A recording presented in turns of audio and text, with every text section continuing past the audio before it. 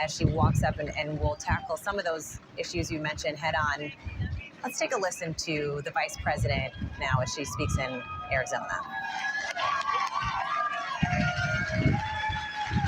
Thank you. Please have a seat. I'm very touched and very honored, and thank you, all the leaders who are here. Mayor Giles, I thank you. You've been an extraordinary friend, and I so appreciate the courage that you have shown to be so open and forward about the importance of us all working together, and your support has meant the world to me. So in front of all of the friends, I thank you very much for all of that. And former State Rep Shaw, I thank you as well. There you are. Thank you for all the support that you have given us.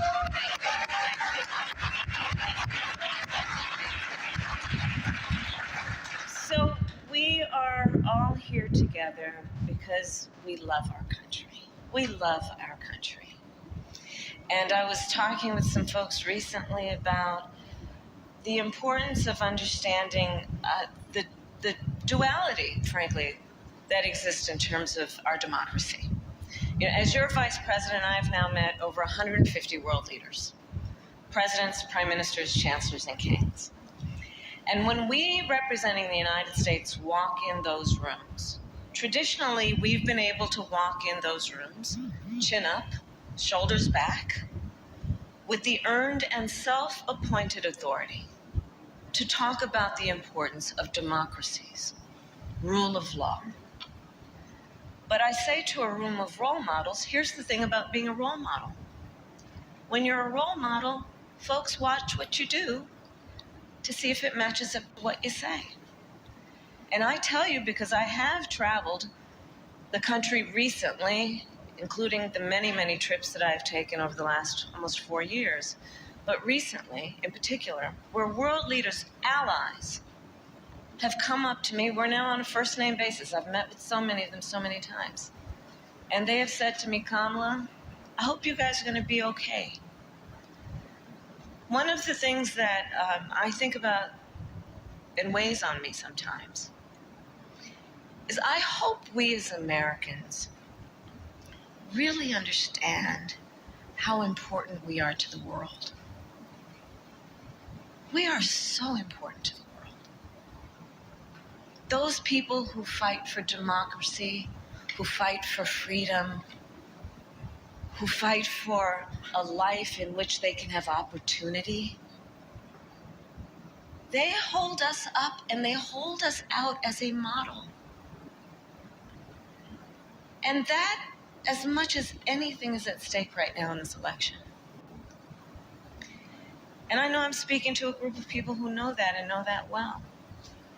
You know, I was raised to believe that hard work is important. It is important to look out for each other. It is important to understand that the vast majority of us have so much more in common than what separates us. I was raised in a community of folks who understood that when we stand together, when we look for commonality, that's when we thrive. And part of what we know has been happening in the last several years in our country is there's some powerful forces that are trying to divide us as Americans, would have us and cheer us on if we point fingers at one another. There's this kind of backward thinking coming from some folks that suggests that the measure of the strength of a leader is based on who you beat down, instead of what we know, which is the real measure of the strength of a leader is based on who you lift up. That's strength. But truly, but I mean that intentionally. It's not only good and right, that's strength. Because that's part of what is the perversion of what some people are suggesting. As though it is a sign of weakness to have empathy. to have some level of concern and care about the suffering of other people, and then take it upon oneself to do something about that. That is about lifting the condition of your fellow human being. So when we think about what's at stake in this election, whoa, it's packed with some stuff. It's packed with some fundamental stuff. I say rather articulately. There's so much at stake. Mayor, you mentioned John McCain. Okay, so I'll tell you, I was in the United States Senate for about 4 years, and I worked with John McCain. And so I'll tell you, so there was this, we were on a committee together. And, you know, these committee rooms in the United States Senate, they're very grand and very impressive. And John McCain was on one side of the dais, I was on the other, horseshoe. And he's going after me. He's going after me. We're having some conversation. I think it was about one of the nominees. This is during President Trump's years. He's going after me. And I'm going back after him. I'm going back after him. And that was it. And this is what the public saw. And then I step onto the floor of the well of the Senate later that day. We had votes. And I passed by John McCain. And he looks at me and he says, "Kid, come over here. You're going to make a great senator."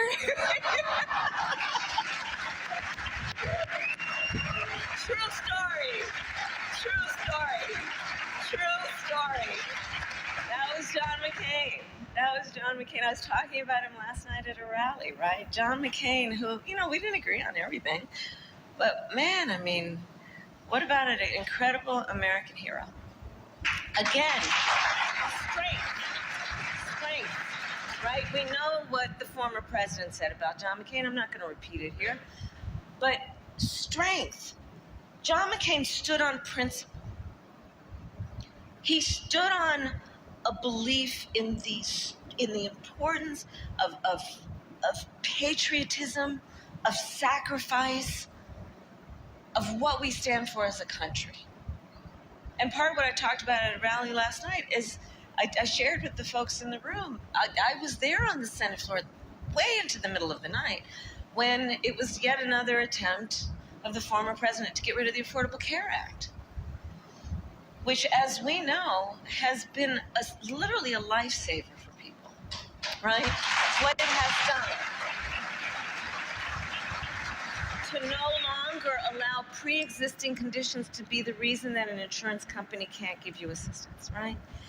And you all may have seen it. I was there on the floor that night, and we were all standing around because whether or not the Affordable Care Act would continue to be relied on one vote. And we were all standing on the floor. And of course, I had voted to keep going. And I say this, and it sounds like it's out of a movie, but this is how I experienced it. On the floor with my colleagues, and the Senate, well, it was late into the night. And in the Senate, you walk onto the Senate floor, and there are these big wooden ornate doors. And those ornate doors opened. And John McCain came out. And he went to the floor, and he said, "No, you don't.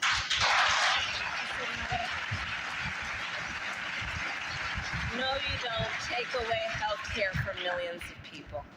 And that is but one example of an individual that we all respect, who put country before party in terms of what they thought was right. I am honored to have the endorsement of Jeff Flake, someone I also worked with. Again, putting country before party.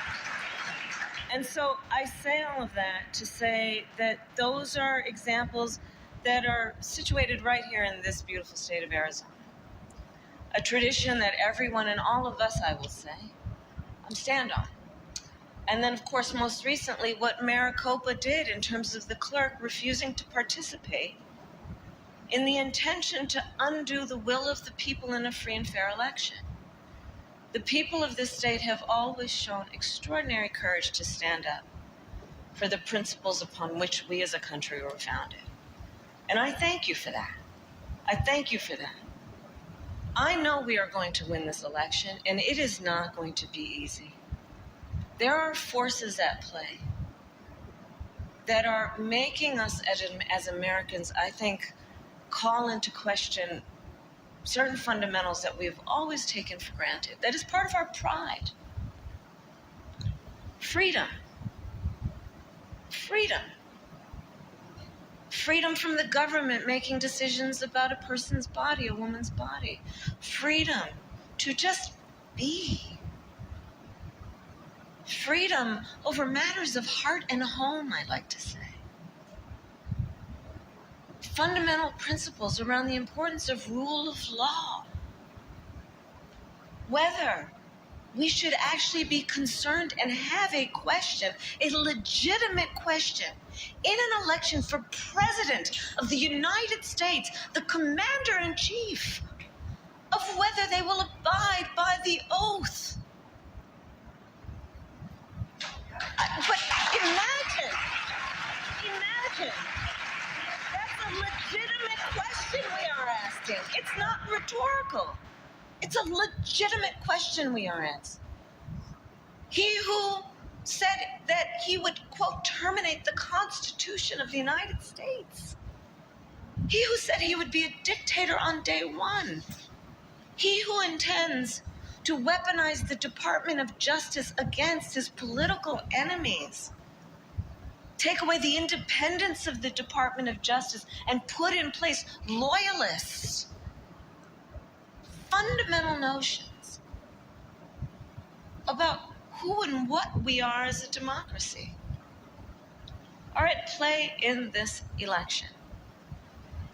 And you all, each of you, have had the courage to say, hey, we may not agree on every single thing. That's also what a democracy looks like. But foundational, first principles cannot be in question.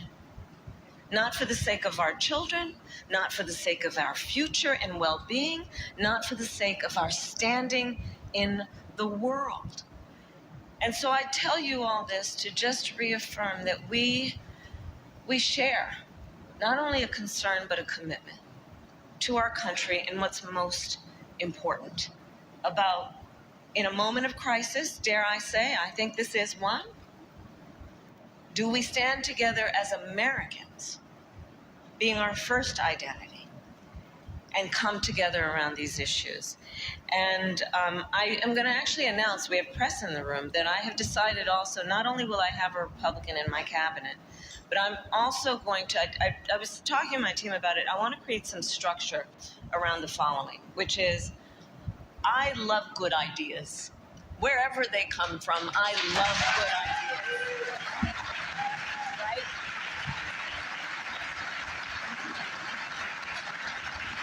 And so part of what I intend to do, Mayor, and put some structure around, is creating a bipartisan council of advisors who can then give feedback on policy as we go forward. Because here's the thing I also understand and feel strongly about.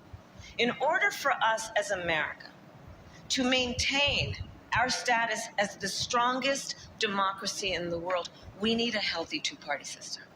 We have to have a healthy two-party system. We have to. It's in the best interest of all of us. It's in the best interest of all of us. You know, the way that I like to lead, I bring folks in my office all the time, and they know I don't want any yes people. I want people to come in and, first of all, be prepared. Yeah, no time to waste. But come in, and then let's, as I often say, kick the tires on ideas. Because the best ideas will survive those kinds of challenges, and the best ideas will then be most relevant to the American people, most effective to the American people. And so I'm going to create a bipartisan council so we can put some structure around exactly this point and do the work that is important. And then I'm just going to close with this. You know, again, I think on the fundamentals, we have more in common than what separates us, including across faiths. So I know there are a lot of members of the LDS community here, and you may or may not know my pastor actually spoke at the 100th birthday of President Nelson. Yeah. And and that wasn't a plan as part of this. It just is. And I just think if we think in our lives and in what we know, there's so many examples of that point. We have so much more in common than what separates us, especially on the fundamentals. And so with that, I say that I am committed to all of you to be a president for all Americans and to work as we must together. Again, knowing we have so much more in common than what separates us, and on the biggest and most important issues, I think we know that this is a fight that is not against something as much as it is a fight that is for something. Thank you. God bless you. God bless you.